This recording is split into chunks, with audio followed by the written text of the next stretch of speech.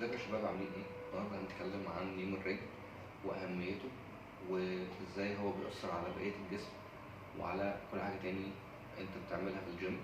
فتعالوا نشوف الرجلين دي بتقول ايه.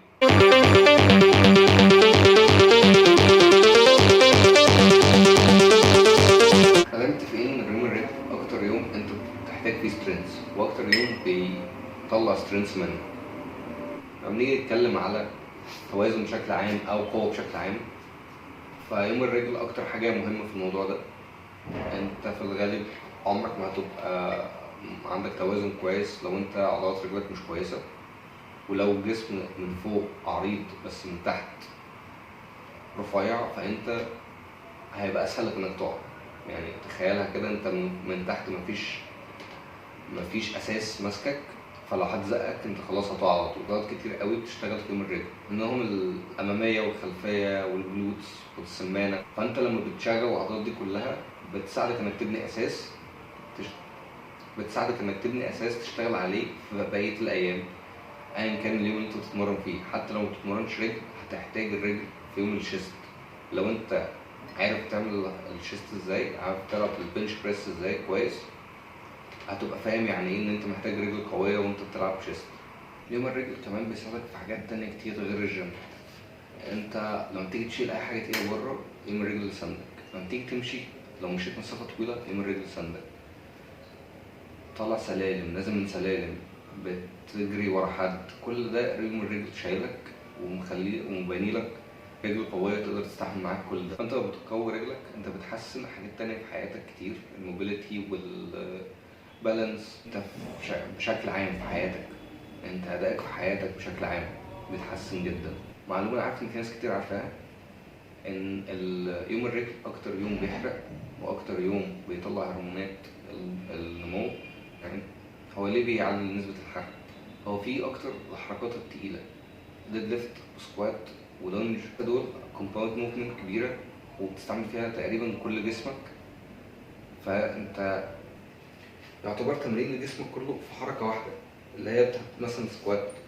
انت مرنت جسمك كله في تمرين. يعني السكوات مثلا انت مرنت جسمك كله في التمرين ده. ظهرك سندك، ترابيسك شغالة عشان تسند البار، ايديك شغالة عشان تمسك البار بايدك، بطنك شغال عشان تحافظ على التوازن بتاعك، رجلك بقى والجزء التحتاني ده كله شغال عشان تعمل الحركة.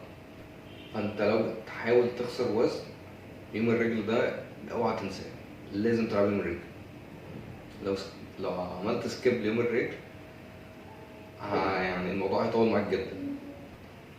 تمرين الرجل او يوم الرجل بيطلع كمية هرمونات انت مش متخيلها، بيحسن او بيساعد في افراز هرمونات كتير جدا. اكتر هرمونات تهمك من الهرمونات دي هرمون النمو، الجروث هرمون، ده المسؤول على، هو اللي بيساعد ان العضله يكبر.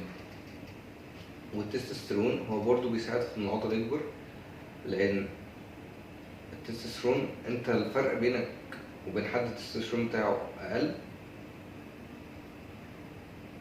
يعني خلينا نقول مثال، 2 اطفال، او مش اطفال، 2 مراهقين ولدين، واحد هتلاقيه عنده شويه تقسيمه عضل او رسمه عضل او حجم حتى، والتاني هتلاقيه مفهوش تقسيمه، التاني هتلاقيه مفهوش تقسيمه.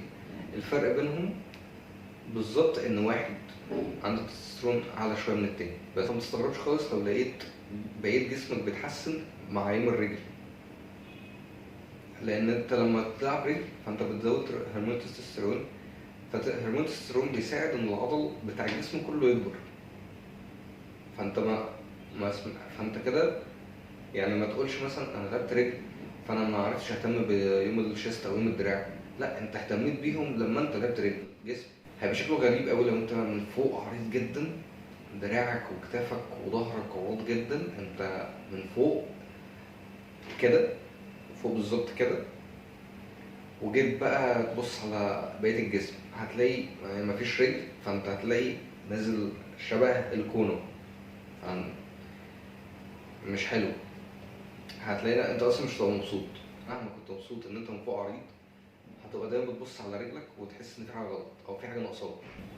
كمان لما بتركز على تمرين الرجل او يوم الرجل، انت بتبعد عن اصابات كتير جدا، لان هو يوم الرجل مش هيخليك مثلا، هو مش بيكبر العضل بس، هو مش بيكبر العضل بس، كمان الاربطه بتقوى، الحاجات الموصله العضل ببعض دي بتبقى اقوى. انت بتتمرن عامه حديد، مش العضله بس بتكبر، الحاجات الموصله العضله بالمفصل دي بتبقى اقوى. فانت لما بتبني عضل كويس في يوم الرجل والاوتار كلها تبقى اقوى، انت بتحافظ جدا على الركب، بتأمن ركبتك جدا، وبتأمن الجزء بتاع الانكل جدا. فانت الاصابات في المنطقتين دول هتبقى قليله. حاول ما تفكسش، او حاول تركز ان انت تلعب يوم الرجل دايما. ما تقولش ده خلاص مش هلعبه النهارده، لا العبه. حتى لو انت بس ابدا اول تمرينه فيه، يعني لو بتبداوا بالسكوات ابدا بالسكوات، لو مش حابب، لو انت حاسس بقى ان انا هبدا بسكوات وبتاع، خلاص خش ابدا باي حاجه تاني، سخن باي حاجه تاني، هتلاقي نفسك جت معاك ولعبت السكوات وعادي جدا. فهو يوم الرجل مش عشان اعمل رجل كبيره وشكلها فشيخ على الفاضي، هو مهم جدا عشان احافظ على نفسي من الاصابه، عشان ازود نسبه الحرق يوم، يعني هيساعدك في في حياتك في الفتنس وفي الجيم عامه. بعدين احاول ما تسكبش يوم الرجل خالص، ما تعملش سكيب خالص، قام بيه وحاول ما تفكستوش، عشان تفتح الطريق في كل الحاجات اللي احنا قلناها، الاصابات والحاجات دي كلها تبعد عنها وتزود الحرق. شكرا جدا ان اتفرجت على الفيديو، وكملوا في التمرين وما توقفوش، وعاش الشباب.